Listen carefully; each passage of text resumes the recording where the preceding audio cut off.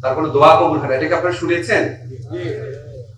তো তারপরে আমার একটা জিনিস ভেবে খুব অবাক লাগতো যে যারা চোর, দুর্নীতিবাজ, এটা কি বিশ্বাসে, কি আস্থা নিয়ে নামাজ পড়তে আসে, আবার হজ করে 2 বার 3 বার, বড় বড় কথা বলে। আপনার তো কোনো মোনাজাতি কবুল হয় না, আপনার তো প্রার্থনা করা দরকারই নেই।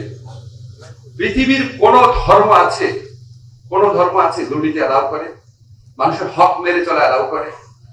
তো আপনি যদি দুদক, আইন, সংবিধান এগুলো সব বাদ রাখেন, আপনার যদি মিনিমাম, আমরা সবাই বলি আমরা ধার্মিক মানুষ, একটা ধার্মিক মানুষ অসৎ হয় কিভাবে, কিভাবে অন্যের হক মেরে খায়, কিভাবে নিজের আমানতের খেয়ানত করে, কিভাবে নিজের ডিউটি ব্রিচ করে, সবাই আমরা যদি এরকম করে ভাবতে শিখি, আমার মনে হয় কোনো আইন টাইন দরকার নাই। আপনি যদি সত্যি রিলিজিয়াস হন, যেই ধর্মে বিশ্বাস করেন, এবং আপনি ধর্ম শুধু না, আপনি যদি নিজের বিবেকের দিকেও তাকান, আপনি যদি নিজের পরিণতির দিকেও তাকান,